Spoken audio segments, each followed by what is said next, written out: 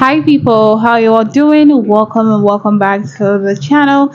It's Sandra here and I am back again with another video from Charlie Kirk. Okay, happy new year everyone. I really hope this year is going to be filled with love, light, health and joy. So this video is titled Charlie Kirk knocks cocky raise Bader down a few pegs. Okay, first time going to be getting into this. Okay, this seems to be interesting. Without no further ado, people, let's just hop right into the video. My point's going to be centered around on capitalism and its relationship to immigration.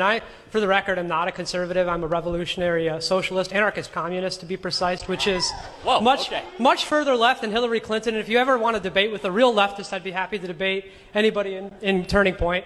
You sit there and you call al-Baghdadi the greatest terrorist or the greatest genocidal maniac in the world, right? While ignoring the United States' historical role in the exploitation and the genocide of the indigenous peoples that lived here and the conditions that we consistently subject African American communities to, which I know what you're going to do. You're going to point it to Democrats. Yeah, the Democrats suck, by the way. I don't like the Democrats either. Like if Joe Biden and Hillary Clinton is about as far left as you go, you need to keep going. Don't go the other way. But my point being is, how can you ignore the contradictions within capitalism and its exploitation of indigenous peoples, and its exploitation of labor, and its exploitation of its ecological dislocations, while at the same time criticizing religious fundamentalists who should be criticized while ignoring the genocidal behavior of the United States, the largest empire to ever exist? And those relationships can be proven through our historical, my name is Jorge, so that can be proven through our relationships with South America via the way that we've developed South America through NAFTA and CAFTA. I think I got where you're coming from. So there was a lot there. First of all, America's definitely made mistakes in our history. The Vietnam War was a mistake. The Iraq War was a mistake. But America is not a mistake. The world is a better place because of America. Allow me to finish. I allowed you to talk uninterrupted. South Korea exists because of America. America went into the Korean War for one reason only, to make sure that the Korean communists did not control the entire Korean peninsula. Tens of thousands of Americans died, so now that tens of millions South Koreans can live free. If we did not get involved in the Korean War, which people would say was empire building, but guess what? We gave the entire country back to the South Koreans, and they are a free, Western-centered, neoliberal democracy that is an amazing, beautiful country thanks to American interventionism. Now, mind you, America has made plenty of mistakes. I am not an apologist for every decision that America has made in the history of our country.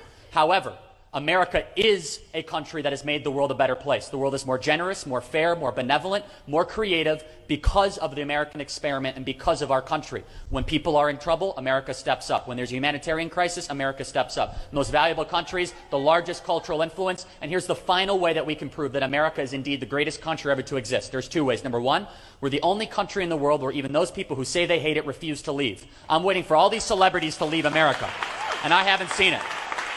Because there is no better country to be in than America. And number two, there is a waiting list, 45 million people long, to get into this country legally. We let in 1 million people legally into this country every single year. There's only 2 million legal immigrants into America every single year. We let in 1 million of those immigrants. In fact, I think that's too many. I think we need to actually have the RAISE Act by Senator Tom Cotton and moderately lower that over time. So this insinuation that America is an evil country and that it's within our fabric, which you're nodding your head and you agree with, is insulting to our history. It's an incorrect analysis of the good that we have done with the world. And honestly, it is not looking at what's actually happening, the amount of people that want to come into this country to make their lives better. It's absolutely vital we expose the far left in our institutions and continue our work on campus and across the UK and in defending both free speech and conservative values. So please help us by clicking the subscribe button. Okay, so I do say this, right, that I'm for Charlie Kirk, right? I mean, I dig what he says. I dig his perspective, right? I respect the man because he's highly knowledgeable, right? But in that light doesn't necessarily mean that I agree with everything he says. And I feel like me contradicting, me having a conflicting opinion on his perspective could be like another topic of its own, right? But I feel like him saying, or rather insinuating, that America is the best country is highly objective, to be honest. It's highly objective. It's open for an argument, in my opinion, right? I'm not saying America isn't a great country. I'm saying, but I feel like I do have an interjection to what he's saying about America, but that is not the conversation of today. The conversation of today is stating the fact that America is an amazing place to be. It's a place with so much great opportunities. It's a place that has such great opportunities, amenities for people to enhance individual life. And obviously, that is one of the reasons why a lot of people are going to America. That's one of the reasons why the celebrities are not leaving America. Definitely, that fact is stated. It's situated, right? But this young man coming here, like, I don't want to seem judgmental, right? But like, just looking at him and his appearance, I already felt like this person's going to think that he's much more than what he actually made himself be or what he is. And then he started off saying he's a revolutionary socialist and communist. Is that what he said? And I'm just like, how are you going to be a bunch of conflicting things? Like, I would really love to speak to him, know his where his head at, what actually drove him to be all those things he is, and what he thinks, like what sort of perspective actually led him there, for him to think that he can be a true leftist. Like, he's like, oh, I'm the most leftist person.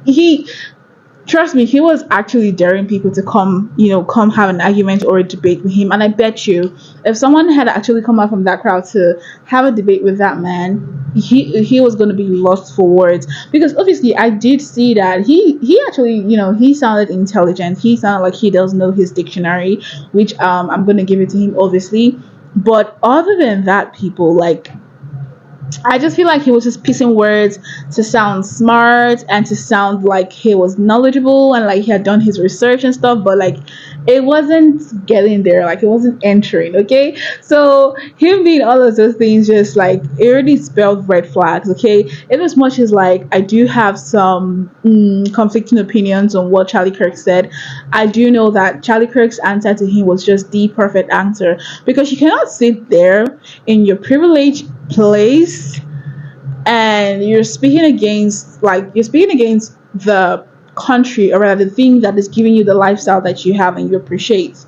Like, you shouldn't, like, no, this saying, do not bite the hands that feed you. I don't know if you guys know that saying, but basically, do not bite the hands that feed you, because if you literally bite the hands that feed you, I mean, who's going to feed you? Do you get what I mean? So that young man, no, he lost me. I mean, he lost me at the very first phrase. Oh, I'm this, I'm that, I'm that. Oh, please, can we hear please, can we hear something else?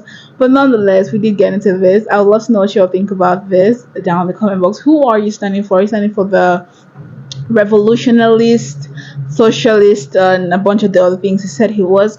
Or are you standing for Charlie Kirk's perspective? Do tell me all of that down in the comment box. Obviously, I'm really going to appreciate it. I'm going to be in the comments as well. So let us put our heads together and just, talk on these issues.